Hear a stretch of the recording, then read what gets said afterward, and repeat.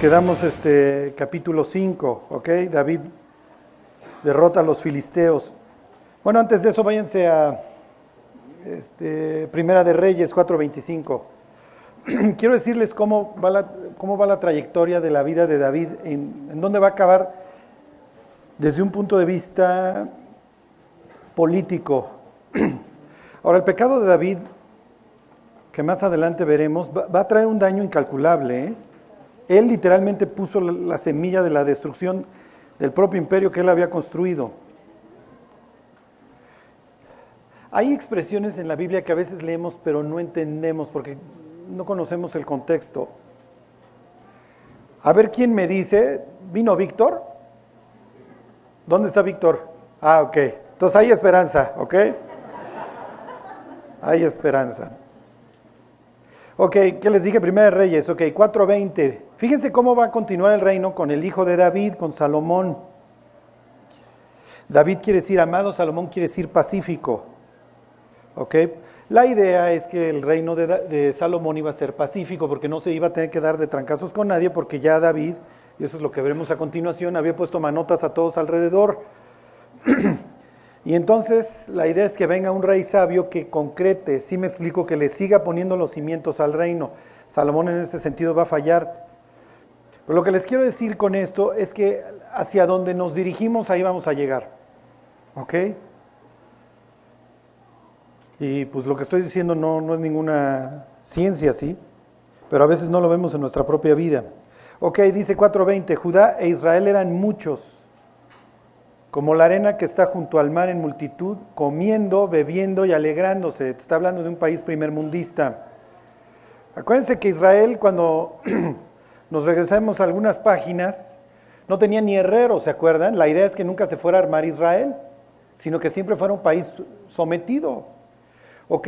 Y la vida de un solo cuate, a lo largo de unos, échenle 50, 60 años que tuvo de ministerio, transformó un país tercermundista en un primer mundo.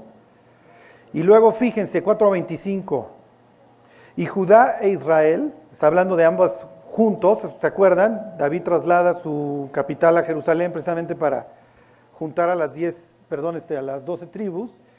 Dice, y Judá e Israel le hace el norte y el sur, Judá el sur e Israel el norte. El 4:25 dice, vivían seguros, cada uno debajo de su parra y debajo de su higuera, desde Dan, Dan noroeste, hasta Beerseba, en el sur, todos los días de Salomón. ¿Qué quiere decir que Israel, que cada uno vivía debajo de su parra y debajo de su higuera? Hay una época de la historia de la humanidad en donde la Biblia dice que cada uno vive debajo de su higuera y junto a su viña, o debajo de su parra. ¿Qué época de la humanidad se refiere? Exactamente, al milenio. Lo que está diciendo aquí la Biblia es incalculable. Estos cuates, si así lo quieren ver, es la vez que la humanidad más cerca ha estado de vivir conforme al plan de Dios. Cuando dice que cada uno vive se los voy a poner tal cual, en su jardín, en su huertito, en su higuera, ¿qué está implicando? Que hay paz, que hay seguridad, no tienes que salir a la calle con miedo, ¿ok? Sino que cada uno está tranquilo y a cada uno le está yendo bien y hay paz. Esto es lo que ha traído David y ahora su hijo Salomón, porque Salomón empezó igual que su papá bien, ¿ok? Fíjense, 4:4, Miqueas 4:4, ¿vale? Ok, échenle para la derecha, en los Miqueas. Ok, Miqueas es uno de estos profetas que les llaman menores, no porque su profecía no tenga el mismo, vamos a decir, validez o calibre, sino porque son más chiquitos, ok.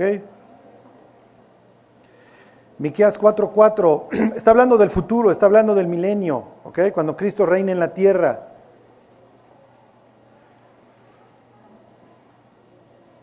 ¿Ok? Dice el 4:4, y se sentará cada uno debajo de su vid y debajo de su higuera, y no habrá quien los amedrente, porque la boca del Señor de los ejércitos lo ha hablado. ¿Ok? Ya no les voy a decir que lo lean, pero es lo mismo que dice Zacarías 3:10. ¿Ok? Y entonces, ahora sí regrésenme al mapa, váyanse a 2 de Samuel, al capítulo 6, ahí nos quedamos, perdón, al 5, cuando conquista Jebús. Ok, déjenme. Ok, a ver si lo alcanzan a ver. David estaba aquí, ¿se acuerdan? En el sur de Judá, y se va a ir hasta la mera frontera. Ok, busquen Jebús, ¿dónde está Jebús? Ahí está. Ok, perfecto. ¿Se acuerdan que el arca del pacto estaba acá en Bet-Shemesh? Ok, de ahí se la llevan a Kiriat Yarim porque aquí observaron algo. Y ahorita es lo que vamos a ver qué es lo que sigue. Ok, bueno, esto tiene mucho que ver. Bueno, entonces, ahora sí, capítulo 6.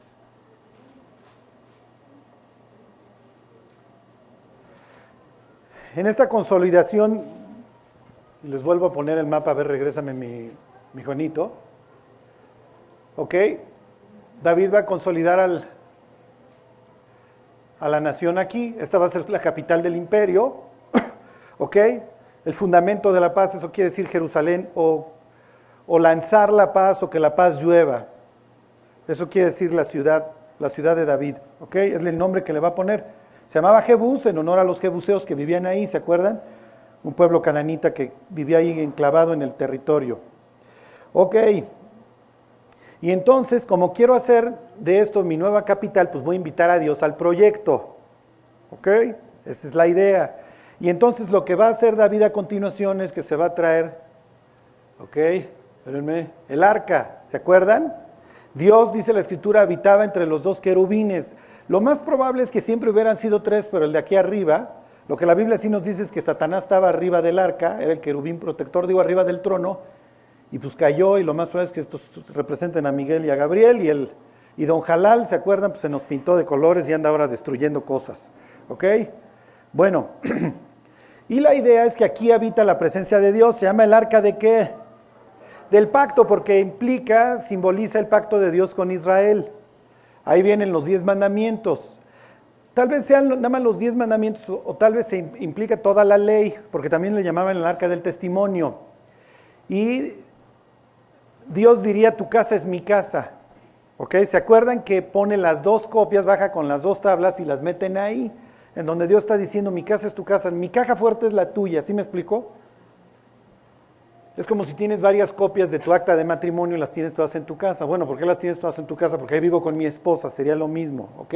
En la misma caja fuerte, porque estamos casados para siempre, esa es la idea, que Dios quiere casarse con Israel para siempre, ¿ok? Pero bueno, Israel luego le salía y medio de casco ligero, ¿se acuerdan? Esa comparación, todo un libro dedicado a Oseas y a su esposa Gomer, que narra pues, los desaires que le hace Gomer a Oseas, que representa a Israel con Dios. Ok, y entonces dice, 6:1, David volvió a reunir a todos los escogidos de Israel, 30,000, y se levantó David y partió de Bala de Judá, con todo el pueblo que tenía consigo, para hacer pasar de ahí el arca de Dios, sobre la cual era invocado el nombre de Jehová de los ejércitos, que mora entre los querubines. Ok, ahí está, para que no digan que les echo choros, que Dios mora ahí, entre esos 2. Ok, y aquí viene una cuestión bastante extraña.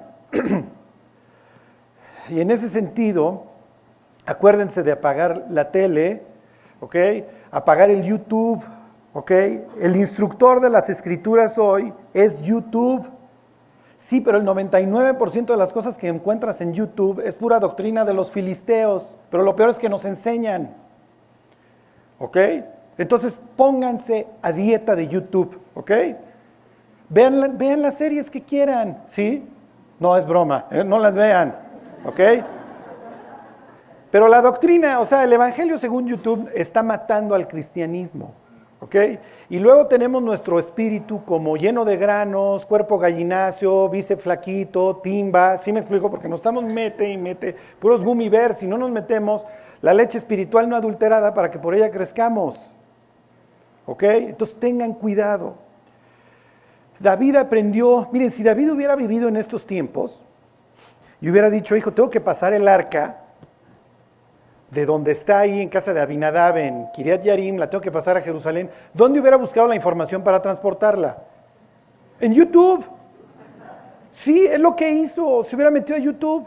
Y entonces en YouTube hubiera visto a los filisteos como trepándola en un, ¿se acuerdan? En un carruaje, poniéndole ahí unos bueyes que nunca habían, ¿cómo se llama? Que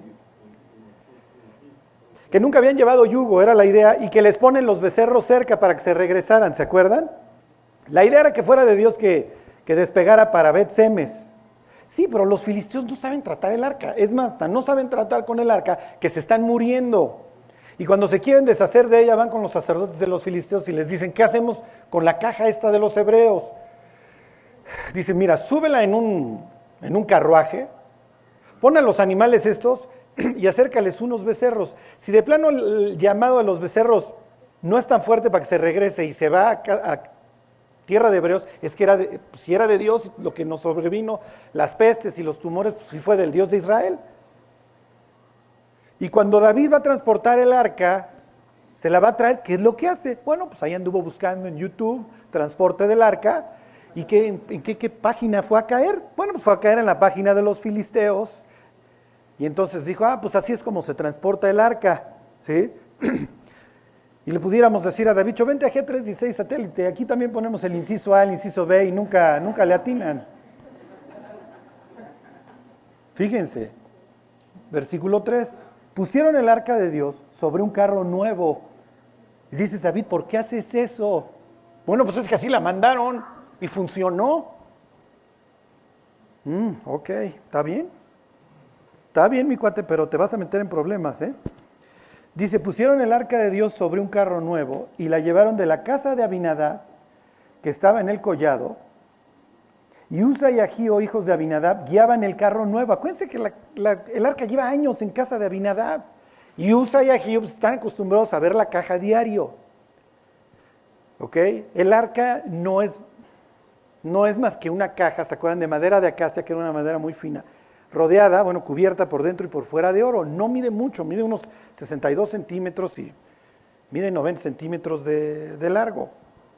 Obviamente pesaba mucho. Ok, dice versículo 4, y cuando lo llevaban de la casa de Abinadab, que estaba en el collado con el arca de Dios, Agío iba delante del arca. ¿Ok? Y David y toda la casa de Israel danzaban delante de Jehová con toda clase de instrumentos de madera de haya, con arpas, salterios, panderos, flautas y címbalos. Por gozo y por felicidad no paró. O sea, de que hubo reven. Y David feliz, ¿sí? Echando el dancing, ahí iba con el pandero, lo que ustedes quieran. Ahí hubiera ido Rafa echando la rola y lo que ustedes quieran. Por ganas no quedó, ¿ok? Versículo 6. Cuando llegaron a la era de Nacón, esto fíjense qué chistoso, porque Nahón en hebreo quiere decir correcto. O sea, si tú le preguntas a una persona correcto, le dirías Nahón. ¿Ok? Entonces, cuando llegan a la era de correcto, pues no iban correctamente. ¿Ok? Fíjense. Usa extendió su mano al arca de Dios y la sostuvo porque los bueyes tropezaban. Y entonces el arca pues, se va a caer al piso y pues ni modo que la caja de Dios se vaya a abrir y nos morimos todos. Y que se vaya, imagínense, a caer pues, las tablas que nos trajo Moisés. Ok, ¿hizo bien Usa en impedir que se cayera el arca? Inciso A, Pablo dice que sí. Aquí ya se curó en salud, Pablo dice sí, no. Yo digo todas las anteriores. Pablo se fue directo al ser. Todas las anteriores, ¿alguien quiere decir ninguna de ellas ya de una vez? Ok, inciso A, ¿hizo bien Usa que se está cayendo el arca?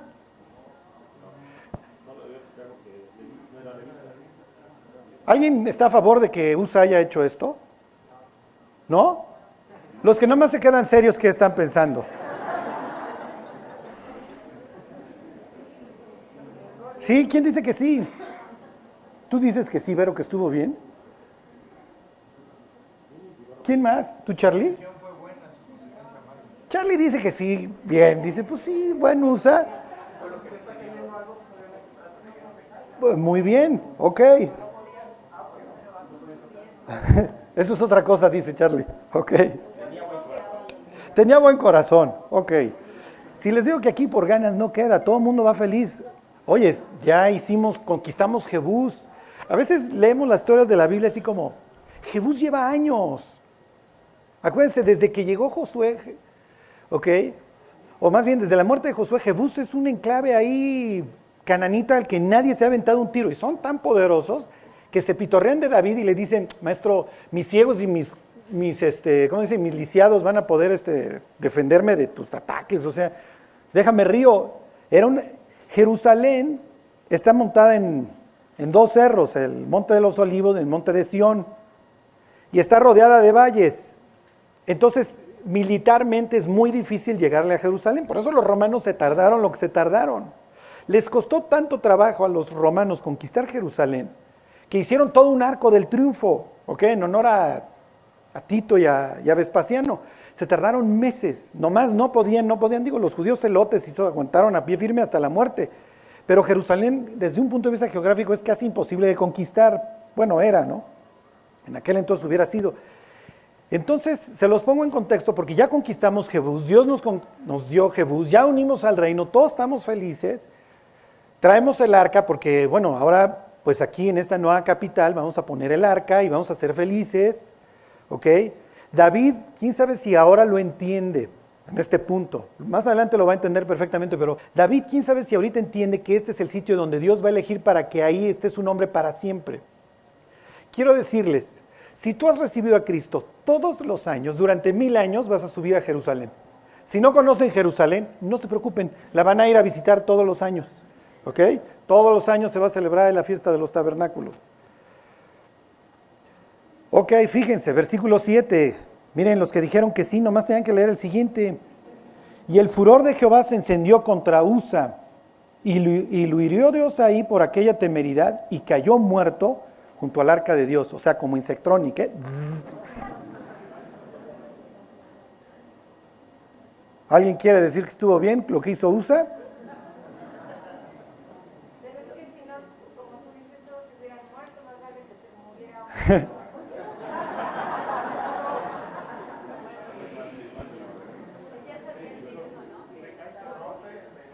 Lo que pasa es lo que les quiero decir, la emoción nos ciega muchas veces.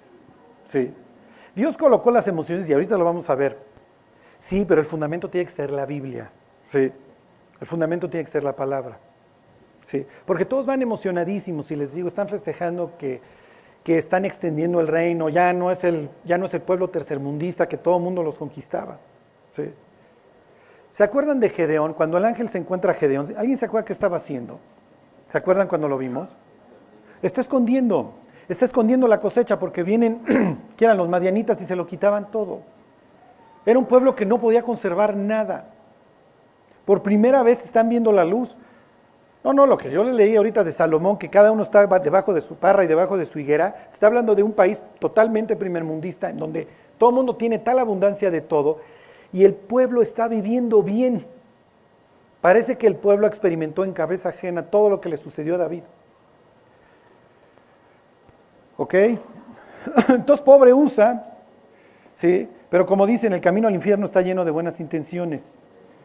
Ok, fíjense, versículo 8, y se entristeció David por haber herido Jehová a Usa, y fue llamado a aquel lugar Pérez, que quiere decir quebrantar, Pérez Usa hasta hoy. Y temiendo David a Jehová aquel día, dijo, ¿cómo ha de venir a mí el arca de Jehová? Vi la página incorrecta en YouTube. Sí, David, esa no era. Ok, ¿cuál tenía que haber leído? A ver, váyanse al libro de Números, al capítulo 4. Sí. Miren, a los que les gusta la literatura cristiana, yo me hice un voto a Dios, en donde no abro una página de ningún libro cristiano hasta que no me leo 7 capítulos de la Biblia. Entonces ya dejas los libros cristianos, porque dices, no, ya estoy bien cansado, ya me eché 7 capítulos. Impónganse 10. Sí, pero entonces sí se aprende lo que hay que aprender. ¿Sí? Y si algún día van a comprar un libro cristiano, pregúntenme. Yo he comido todas las Krispy Kreme que hay allá afuera. Ok, ahí están 4. Dice 4:4. Leví tuvo 3 hijos, ¿se acuerdan? Gersón, Coat y Merari. Y la labor de los coatitas es esta. De los amigos, Charlie, no, de los hijos de Coat. Ah, ok. ¿Sí? Dice, versículo 5, cuando haya de mudarse el campamento, vendrán Aarón y sus hijos y desarmarán el velo de la tienda y cubrirán con él el arca del testimonio. Solamente los hijos de Aarón pueden tocar el arca. Y ni siquiera tanto tocarla, porque ellos quitaban las cortinas. ¿Se acuerdan que entre el lugar santo y el santísimo hay una cortina? Entonces llegaban, quitaban esa y envolvían el arca. Y ahí la dejaban. Esto es todo así, perfecto. Todo lo tenían que hacer perfecto. ¿Ok? Versículo 6. Y pondrán sobre ella la cubierta de pieles de tejones y extenderán encima un paño todo de azul y le pondrán sus varas. Versículo 15, eso es lo que hacen los aaronitas. Y entonces dice el 4:15, cuando acaben Aarón y sus hijos de cubrir el santuario y todos los utensilios del santuario, cuando haya de mudarse el campamento, vendrán después de ellos los hijos de Coat para llevarlos, pero no tocarán cosa santa. O sea, ni los de Coat, para que me entiendan, lo pueden tocar. ¿Ok? No sea que mueran, o sea, la advertencia estaba ahí tal cual. Estas serán las cargas de los hijos de Coat en el tabernáculo de reunión. ¿Ok? Y luego dice el versículo 20, no entrarán para ver cuando se cubran las cosas santas, porque morirán. O sea, ni siquiera podían verla. Y estos cuates, olvídense de verla, este cuate la está ahí sosteniendo. ¿Ok? Dice Pablo, para que en mí y en Apolos, los dos se sabían la Biblia de memoria, aprendan a no pensar más allá de lo que está escrito. ¿Por qué? Porque Dios nos quiere dar una cosmovisión bíblica. ¿Ok? ¿Se acuerdan cuando Alejandro conquistaba los países que iba conquistando, los conquistaba no solamente militarmente, sino que se metía a las mentes y al corazón de los conquistados y les llevaba 4 instituciones. El gimnasio le hace la escuela, entonces él decía, yo controlo la educación. Entonces tú llegas a tu clase de secundaria y te dicen, usted es un chango. Y tú dices, pues claro, parezco y me comporto, pues yo, la maestra aparte dice, pues sí, seguramente soy un chango. ¿Ok? Introducía el templo, él controlaba lo que las gentes creían. ¿Ok? Introducía, por cierto, ¿ya oraron por el Pumas América hoy? Sí. Bueno, ya nos quedamos fuera, entonces ya no importa, bueno, ni modo. Ok, introducía el estadio. Acuérdense el contraste que esto implica con el hebreo. ¿Sí me explico? Para el hebreo el fin de semana es cuando adoro a Dios, no ir a ver a unos cuates encuerados a ver cómo lanzan la jabalina o el discóbolo o cómo luchan. Pero el más importante y el más exitoso, si alguno de ustedes ha ido a Turquía, a estos tours, etcétera, lo más impresionante son los teatros. Una vez les puse la foto del teatro de Pérgamo, o sea, rebanaban los montes, hacían toda una obra arquitectónica para que tuviera una superacústica. Y piénsenlo. Les voy a decir 2 héroes bíblicos que ustedes les van a venir a la mente inmediatamente. Ben Affleck y Leonardo DiCaprio. Ajá. Pero ¿qué pasa si yo les hubiera dicho Joel, Amós? ¿Sí? O sea, para que ustedes vean cómo... Y Alejandro era un genio. ¿Sí me explicó? Y él sabía que cada obra de teatro era un sermón. ¿Por qué? Porque te presento mi verdad, pero te la presento en medio de toda una tragedia, pero con algo que te puedas identificar y en donde literalmente tú bajes tu barrera y entre todo a tu subconsciente. ¿Qué determina hoy qué está bien y qué está mal? Bueno, pues lo que vemos en los medios de comunicación. Sí. Y en ese sentido, obviamente para el hebreo, esto era una contradicción. ¿Por qué? Porque para el hebreo la medida de todas las cosas es Dios, para el griego la medida de todas las cosas es el ser humano. Y entonces a través de las artes y del teatro y de la arquitectura, te presento mi verdad. Si eres retrasado, si eres tonto, si eres feo, estás excluido. ¿Por qué? Porque tú no llenas el parámetro de la belleza griega. ¿Sí me explicó? Imagínense a Pablo entrando por primera vez. Para Pablo lo más importante y a lo que Dios más le da valor es la vida. Por eso dice, nunca vas a admitir rescate por un asesino, ojo por ojo, ¿sí? El que derrame sangre humana, su sangre será derramada.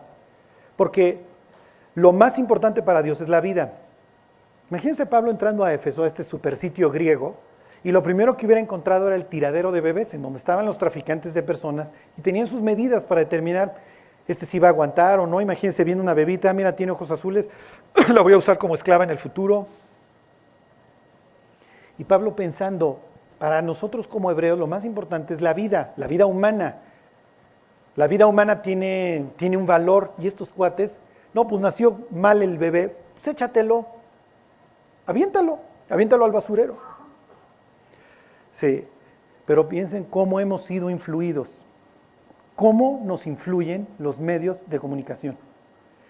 Y lo que Dios quiere hacer es al contrario, mis cuates, yo les quiero dar una cosmovisión bíblica. Me peleé con mi esposo, pues me divorcio.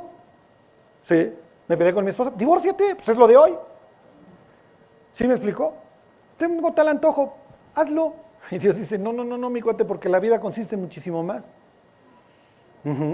Por eso es que tenemos que pasar tiempo con la Biblia, porque si no, como Don usa, perecemos. Oye, Charlie, ¿nosotros también nos morimos? No, pero la Biblia sí dice que dejamos de dar fruto. En ese sentido nos morimos, nos volvemos como un árbol seco. Sí, y es la queja que tiene Dios contra los fariseos, es la queja que tiene Dios contra Israel. Les voy a poner un ejemplo. Vean la higuera, miren, les vuelvo a usar el símbolo de la higuera. A ver, vayan al Evangelio de Mateo.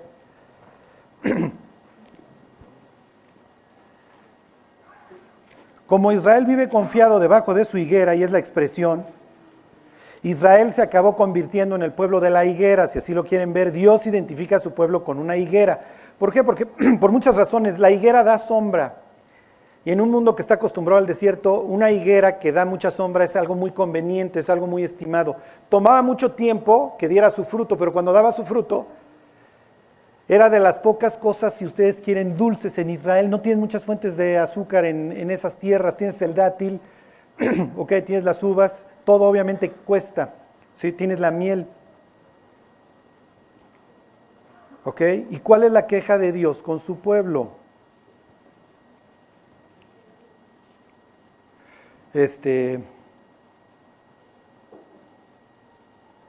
¿Dónde? ¿Qué les dije? Mateo 21.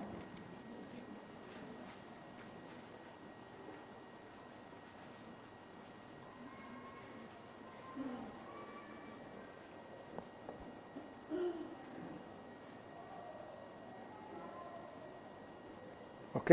Y ese es el riesgo. Y de esto es de lo que se quejaba Dios con su pueblo. Ok, Jesús, les doy el contexto, ya entró a Jerusalén, lo recibieron con bombo y platillo, se fue y se peleó en el templo. ¿Se acuerdan? Esto ya era un mercado. Y en la mañana, este es el día siguiente, este sería en el calendario el 11, ok, el 11 del mes de Abib. Dice, por la mañana, volviendo a la ciudad, tuvo hambre. 18. Versículo 19, viendo una higuera cerca del camino, vino a ella, y no halló nada en ella, sino hojas solamente. Y le dijo, nunca jamás nazca de ti fruto. Y luego se secó la higuera.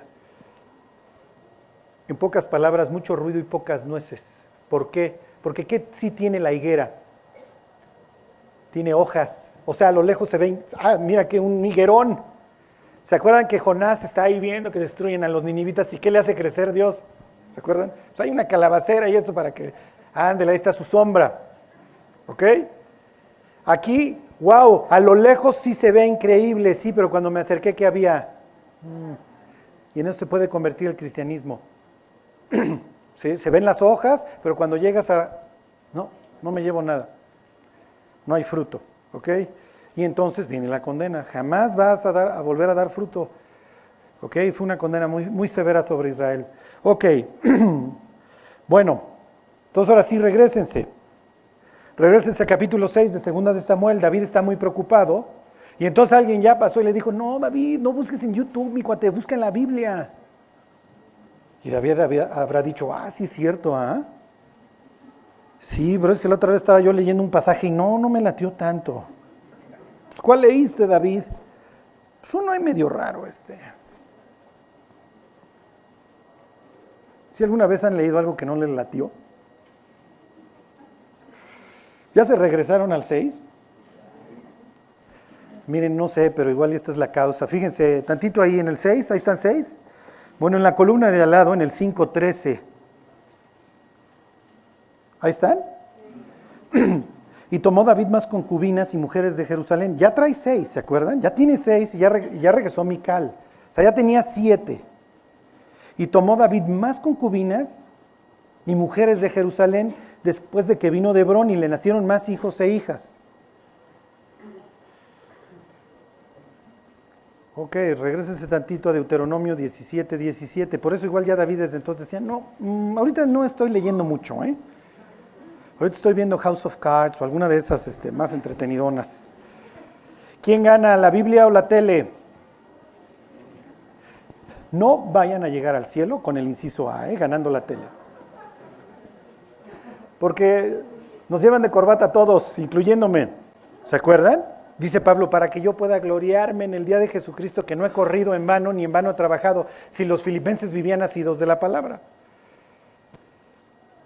Ok, imagínense la escena, llegas al cielo y te encuentras a Sofonías, te saluda, ¿cómo estás? Soy Sofonías. Mi libro estaba en la Biblia. Y Dios desde gritándole a Sofonías, otro de G316 satélite.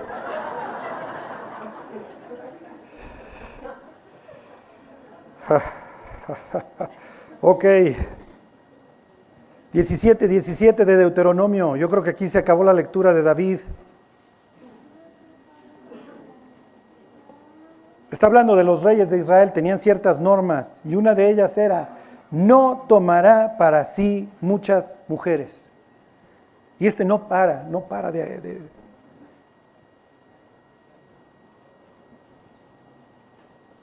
para que su corazón no se desvíe, ni plata ni oro amontonará, para sí en abundancia. Eso es lo que va a hacer su hijo posteriormente. Versículo 18, fíjense lo que tenían que hacer. Por eso, ¿por qué lo haces, David? Y cuando se siente sobre el trono, entonces escribirá para sí en un libro una copia de esta ley. Dentro de esta ley está el capítulo 4 que acabamos de leer de Números. Del original que está al cuidado de los sacerdotes levitas. O sea, los levitas eran los encargados de cuidar esto. Y nada, tenían 4 cuates intervenían en la copia. El que escribía, el que dictaba, y el que dictaba tenía un cuate viendo, y el que escribía tenía un cuate viendo. Para que me entiendan, así de estricto. Era su técnica, masora. Si alguna vez han leído el texto masorético, dice, de ahí viene de la palabra de la técnica. Entonces hagan de cuenta que hubieran estado copiando, ni tomará para sí muchas mujeres, y entonces el que dicta dice, ni tomará para sí muchas mujeres, el que está en medio le dice, se voltea con el otro que está en medio, ¿está bien? Y entonces el otro tiene que fijarse que ni tomará para sí muchas mujeres, y así se la llevaban. Pero el único que tiene derecho, aparte de los levitas, a copiar la Biblia, es el rey. Pero se ve que David llegó a Deuteronomio 17 y dijo, no, yo no la sigo leyendo.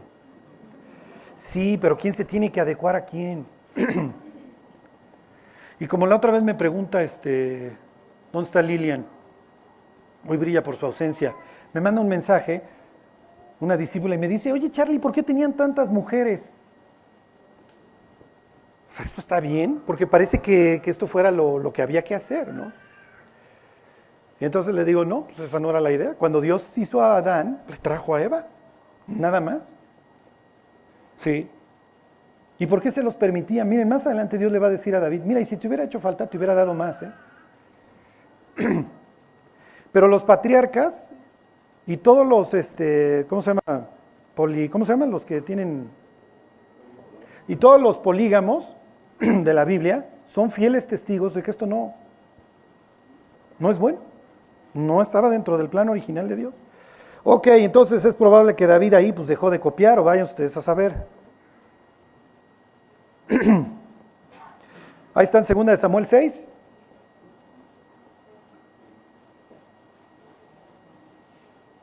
Ok, 6:11. Ok, mandan el arca a casa de David, perdón, de Obed-Edom.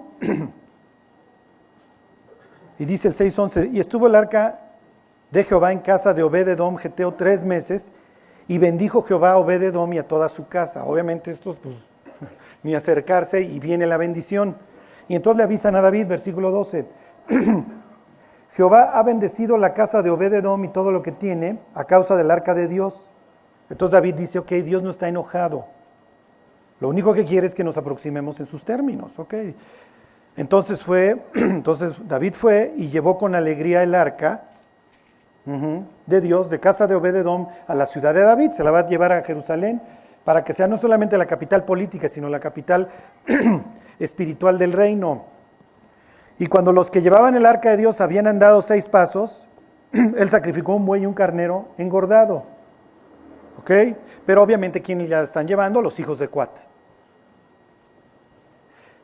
Si tú ibas bailando y de repente te volteas y ahí está el cadáver de Usa, ¿hubieras vuelto a bailar? Hijo, yo hubiera vestido de negro y sí, a cada 6 pasos se sacrifiquen un animalito y 6 pasos. Ok, a ver, váyanse. ¿Qué es Eclesiastés 3?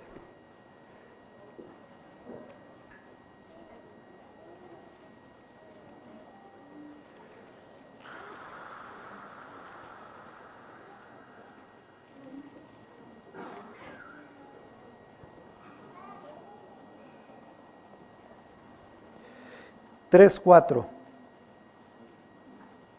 A ver, desde el 3.1 dice, todo tiene su tiempo y todo lo que se quiere debajo del cielo tiene su hora. Y dice el 3.4, tiempo de llorar y tiempo de reír, tiempo de endechar y tiempo de bailar. Y David encuentra nuevamente que el transporte del arca, esta vez sí conforme a la voluntad de Dios, es efectivamente tiempo de bailar. ¿Ok? Y esto se los comento porque miren, la idea es que sí, Dios nos dio las emociones, pero el punto es que las emociones se den de acuerdo a la Biblia. Como dice, mira, todo tiene su tiempo, sí, todo lo que se quiere debajo del cielo tiene su hora. Y esa es la típica pregunta, ¿no? Oye, Charlie, ¿y los cristianos pueden bailar? Porque el diablo ha seguido con esta idea, porque le funcionó en el Edén, sigue funcionando, de que si tú sigues a Dios vives en una prisión. Con que Dios os ha dicho, no comáis de ningún árbol del huerto, cuando podían comer de todos. Y le pueden contestar con Eclesiastés 3:4, mira, hay tiempo de chillar y hay tiempo de bailar. Pero irte a meter a un antro con toda la sensualidad que esto implica y ponerte a bailar, no es lo que Dios te va a premiar, para nada. ¿Sí? A veces vemos ahí a los cristianos con el oclayo cerrado y alzando los brazos al cielo mientras están las alabanzas. Está bien. Todo lo que se quiere debajo del cielo tiene su hora. Está bien, es tiempo de bailar. Lo que determina si está bien o está mal esto del baile es una sola palabra. Y en ese sentido hay que tener cuidado. Es el contexto. Aquí David, pues sí. Hasta breakdance habrá bailado, porque Miquel lo va a ver. ¡Ay, mira cómo te exhibiste, mi cuate! ¿Ok? Bueno, regrésense a 2 de Samuel 6. Y esto va a ser muy, muy triste. Muy triste, porque la vida de Mical, la vida de Mical fue totalmente arruinada por su papá y y pues David ahí pues no le hizo ningún favor, ¿sí? Dice, versículo 14, 6:14, y David danzaba con toda su fuerza delante de Jehová. O sea, no le da miedo estar bailando frente a Dios, aun cuando Usa acaba de morir, porque dice, ok, pero ahora sí estoy viviendo, ok, de acuerdo a lo que Dios quiere. Y estaba David vestido con un efod de lino, no está con sus ropas reales. ¿Se acuerdan? Los sacerdotes tenían que vestir unos boxers, literalmente, llegaba hasta los muslos, los calzones. Entonces lo más probable es que David anda en calzones, porque es lo que le va a reclamar Mical. ¿Ok? Y dice el versículo 16, cuando el arca de Jehová llegó a la ciudad de David, aconteció que Mical, hija de Saúl, miró desde una ventana y vio al rey David que saltaba y danzaba delante de Jehová y le menospreció en su corazón. La vida espiritual de Mical nunca fue buena, nunca, nunca, nunca. ¿Se acuerdan que Mical tiene sus ídolos? Tan grandes son sus ídolos que los usa para decir, no, es que David está dormido. O sea, tenía sus estatuas gigantes. ¿Qué habrá pensado David cuando se casó con Mical? Y Mical tiene ahí sus anjuditas y luego, santo niño de Atocha, y en la noche está meciendo al bebé, ¿sí me explico? Y David diciendo, no, espérate, nosotros somos hebreos, no te puedes hacer imagen de nada y tú tienes estas superimágenes. Y el suegro anda poseído por toda la casa. Imagínense a Saúl con la ouija todos los días. O sea, ¿a dónde vine? ¿A dónde llegué? Sí. Bueno, David, pues ya te casaste con Mical, ¿no? Y dijera el apóstol Pablo, ¿qué comunión tiene el templo con los ídolos? Pues no tiene ninguna comunión. ¿Qué comunión tiene Cristo con Belial? Pues no tiene ninguna. Ellos van a sufrir, ¿eh? Obviamente David sufre y Mical sufre. Y miren, a toro pasado, porque Saúl a la mala, el suegro, le da para deshonrar a David, a Mical, a otro hombre, a Palti, ¿se acuerdan? Pero la Biblia presenta a Palti como un hombre que ama profundamente a Mical. Al grado que cuando va ahí Isboset por Mical, por su hermana, ándale hermana, que te vas a regresar con el cuñado, vas con David, y el otro va llorando detrás. Y entonces pues ya se voltea a Isboset, que seguramente iba con Amner o con algún general, y le dice, lárgate, pues ¿para qué quieres que te maten? Y entonces Palti dice, sí, me van a matar, ya me voy. Y dices, David, a ver, ya era esposa de otro, ¿para qué la regresas? Y hay dos razones que la Biblia no aclara. O para argucia política y juntar a la casa real de Saúl conmigo, o porque es mi mujer y la quiero de regreso. Sí, pero la vas a lastimar. Pues ya hizo su vida, ya déjala. Era el principio por el que no podías retomar a la mujer repudiada. Era el principio. David no la repudió. Entonces, en ese sentido, David legalmente hubiera dicho, pues yo la puedo recuperar. Ok, ya la recuperaste, David. Está bien. Ahora la idea es que tú lleves a tu hogar, a tu esposa, y miren, no les voy a decir que haya un hogar perfecto, pero la idea es que seamos mejor que ayer. Y que cuando Dios nos redarguye, bueno, pues le respondamos, ¿no? Porque David pudo haber contribuido al crecimiento de Mical. Mical está haciendo aquí el oso porque ella no tiene así de espiritual nada, y cuando ve que ahí traen la caja y eso, a mí me vale, y este cuate nomás está exhibiendo y sale y se burla de él. Fíjense, versículo 20. Volvió luego David para bendecir su casa. Y saliendo Mical a recibir a David, dijo, cuán honrado ha quedado hoy el rey de Israel, descubriéndose hoy delante de las criadas de sus siervos, como se descubre sin decorum cualquiera. Ahí le salió, tararán, taratarán. ¿Se acuerdan de la niña fresa? O sea, la fresaza, ¿no? Delante de las criadas te estás exhibiendo, ¿no?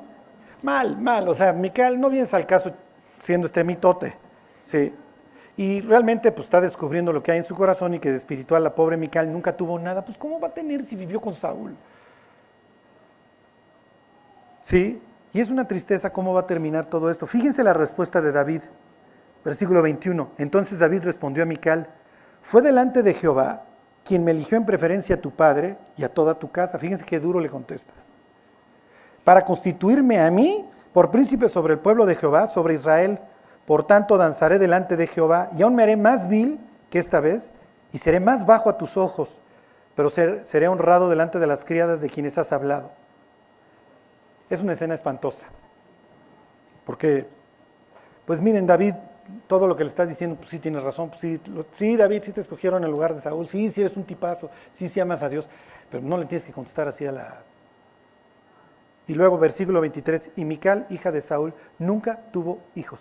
O sea, se ve que la relegó y dijo, ¿me vales? Y la otra pobre chava, ¿cómo queda? Porque vivió entre dos patanes, ¿sí? Y no quiero justificar la reacción de la niña fresa que habla pésimo, ¿no? Pero primero, bueno, pues ya me caso con el que es el amor de mi vida. Ok, ando mal espiritualmente, pero pues sí, igual David me va a llevar a que florezca, ¿no? Luego pues ya me voy con Palti, tenemos un buen matrimonio, luego vente para acá, pero luego vente para acá y ya nunca, y voy a vivir relegado. Y acaba esto de forma terrible. Y miren, son de esas escenas en donde uno piensa, oye David, pero pues no te das cuenta que tampoco la ha tenido fácil doña Mical, o sea, ha estado ahí como trapo entre varios patanes, no. Pero David simple y sencillamente, adiós, mija. Ok, capítulo 7. Ya nada más vemos esto rápido. No me voy a extender mucho aquí. Dice 7:1, aconteció que cuando ya el rey habitaba en su casa, ya está habitando ahí en Jebús, bueno, ahora la ciudad de David o Jerusalén, que Jehová le había dado reposo de todos sus enemigos en derredor, y dijo el rey al profeta Natán, mira, ahora yo habito en casa de cedro y el arca de Dios está entre cortinas. Y Natán le dice, anda y haz todo lo que esté en tu corazón, porque Dios está contigo. Natán no ve ningún impedimento para que David ahora ya no solamente habite el arca en Jerusalén, sino que le haga completamente el templo. Y entonces aquella noche va Dios con Natán y le dice, mira, dile a David que él no me va a construir casa. ¿Ok? Porque faltan además muchas batallas. Él no me va a construir casa, me la va a construir uno de sus hijos. Y dile que voy a hacer un pacto con él para siempre. Si sus hijos se mantienen fieles a mí, nunca le va a faltar alguien en el trono. Y le hace una profecía, ¿ok? Que lo entendían perfectamente los judíos. Fíjense, le dice, versículo 12, y cuando tus días sean cumplidos y duermas con tus padres, yo levantaré después de ti a uno de tu linaje, el cual procederá de tus entrañas y afirmaré su reino. ¿De quién está hablando? De Cristo, exactamente. Él edificará casa a mi nombre y yo afirmaré para siempre el trono de su reino. Y aquí, esta es de esas profecías dobles, ¿ok? Está hablando de Salomón y de Jesús, dice, yo le seré el Padre, ¿ok? Esto se lo dice a todo el pueblo de Israel cuando Jesús está saliendo del agua. He aquí mi Hijo amado en el cual tengo contentamiento. Yo le seré el Padre y él me será mi Hijo. Y aquí va a hablar de Salomón. Y si él hiciere mal, yo le castigaré con vara de hombres y con azotes de hijos de hombres, pero mi misericordia no se apartará de él, como la aparté de Saúl, al cual quité de delante de ti, y será firmada tu casa y tu reino para siempre delante de tu rostro, y tu trono será estable eternamente. Ok, nada más les voy a decir una cosa para terminar, y a ver si llegan a la conclusión solitos. Díganme, pactos de la Biblia. Aquí está haciendo David un pacto. Dios está haciendo un pacto, díganme otros pactos. Noé, exactamente. Nunca más las aguas del diluvio cubrirán la tierra. Exactamente, Abraham. Tu descendencia será como las estrellas del firmamento. Y cruzan, ¿se acuerdan? Bueno, cruzan nomás Dios. ¿Qué otro? El nuevo pacto, muy bien. Muy bien. Jeremías capítulo 31, voy a hacer un nuevo pacto con la casa de Israel. Con Jacob, muy bien. Con Eva. Ok, muy bien, pues sí, los cubrimos todos. Muy bien, lo logramos. Bueno, ¿no han dicho el Sinaí? ¿Alguien dijo el Sinaí? Bueno, ¿qué es lo que sucede? Y aquí es muy, muy importante. Dios le dice a Eva, va a venir alguien de tu semilla, de tus entrañas, mi amiga, que va a pisar a la serpiente. Ok, entonces ¿con quién es la bronca? Piensa Satán. Pues con la mujer. ¿Y qué es lo que hace? Pues sí, como va a venir la descendencia de la mujer, la contamino. Le mato a Abel, vuelvo un homicida a Caín, y al resto de la población empiezo a mezclar, ¿se acuerdan? Mi semilla con la semilla de las personas, traigo los gigantes y todo esto. Ok, se termina esto y entonces ¿a quién ataco? Bueno, viene el diluvio. Ahora se hace un pacto con Noé y entonces ¿a quién hay que atacar? A Noé, ¿se acuerdan? Y viene uno de sus hijos con la destrucción, Cam. Luego va con Abraham, a tu descendencia de esta tierra, pues te la lleno de gigantes. ¿Ok? Cuando Satán está escuchando que ahora el pacto es con la descendencia de David, pues ¿qué es lo que va? ¿A quién va a destruir el diablo? Exactamente. Ya me la ponen más fácil porque ya no tengo que andar buscando si el cuate es de la tribu de Benjamín o de Dan. Yo ya sé que de los descendientes de David a estos hay que exterminar. Y lo que va a seguir a continuación es precisamente, no sale, el autor el protagonista no sale hasta el último capítulo, sí se menciona a Satán. Pero ese es el éxito del diablo, que no lo ves. Y lo que va a seguir a continuación el diablo voltea a ver a David y dice, entonces contigo, mi cuate. Y si yo arraso a tu descendencia, ya gané la guerra.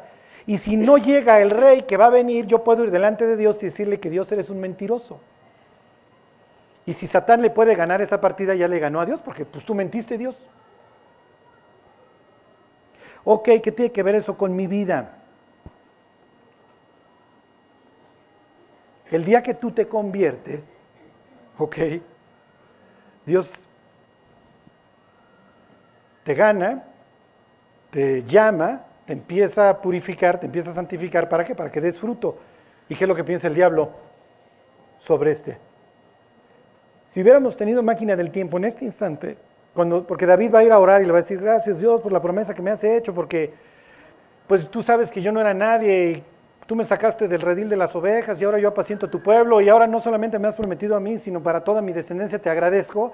Ahí hubiera haber salido, ver a David en su tiempo devocional y decirle, David, ten cuidado mi cuate, porque el diablo te va a intentar matar. Es lo que sigue. El diablo empieza a usar, lo veremos la próxima semana, los pueblos alrededor para intentar matar a David, porque matando a este ya resolví. No lo logra. Y como una vez me decía un abogado, me decía, mira, hay jueces incorruptibles, pero les mandas una chava y se paran de manos. ¿Sí? Y nada más me faltó preguntarle, ¿te llamas Satanás? Ajá, porque tu historia viene en la Biblia, mi cuate. Porque David es el tipo incorruptible. Sí, pero Satanás va a decir, no, matarlo no puedo, no me sale, Dios lo protege por todos lados. Como le dijo de Job, le pusiste una cerca a su alrededor, pues sí, no me dejas tocarlo. Y entonces, Satán, que conoce perfectamente el punto débil de David, pues órale. Y así es como lo va a matar a él. No en sentido, vamos a decir, real, pero va a destruir su descendencia y va a matar a los siguientes descendientes. Porque los siguientes descendientes sí se van a morir. Se van a matar entre ellos. El primogénito Amnón, ¿qué creen que le va a pasar? Muere. El que sigue Absalón, muere. El que sigue Adonías, muere. Y el diablo va, pero poniendo puras palomitas, así rayita, llámate a este, llámate a este, llámate a este. Sí los fue exterminando.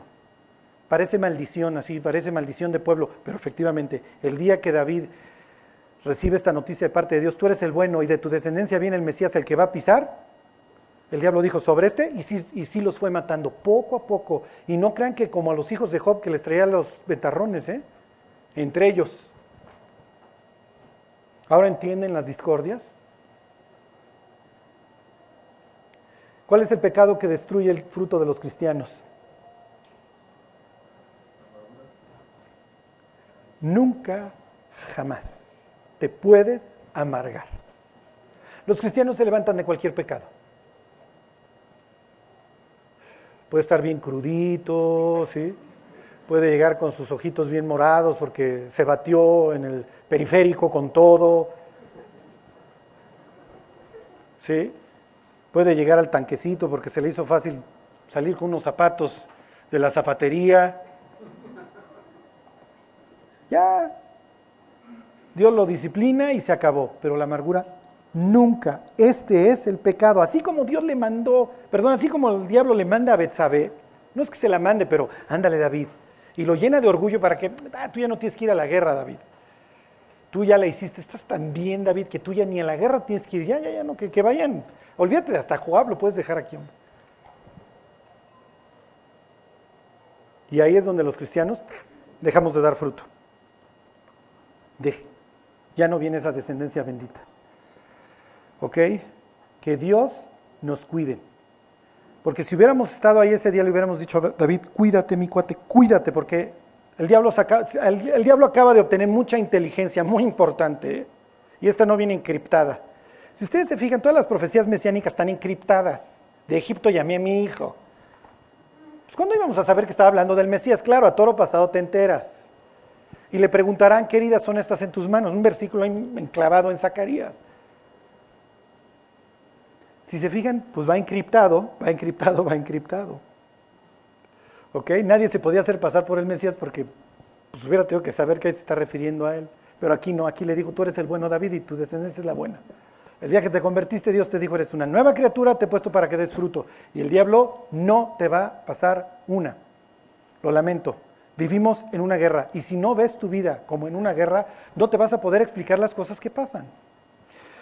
Bueno, vamos a pedirle a Dios una cosa, que nos lleve a cuidar nuestra vida, porque el diablo nos va a cazar todos los días.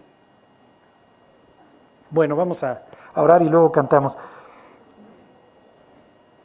Dios, te queremos dar las gracias, Señor, porque pues así como tú llamaste, Dios, a David a un ministerio, lo has hecho con cada uno de nosotros. Ilumina, Dios, los ojos de nuestro entendimiento para que sepamos cuál es la esperanza a la cual tú nos has llamado. Bendice, Dios, a cada uno de los que están aquí y danos la gracia, Dios, para valorar nuestra vida, para amar nuestra vida y para cuidar nuestra vida. Que no seamos una higuera estéril, Dios, sino que a nuestro alrededor la gente pueda cosechar fruto. Que así sea, Señor. Te lo pedimos por Cristo Jesús. Amén.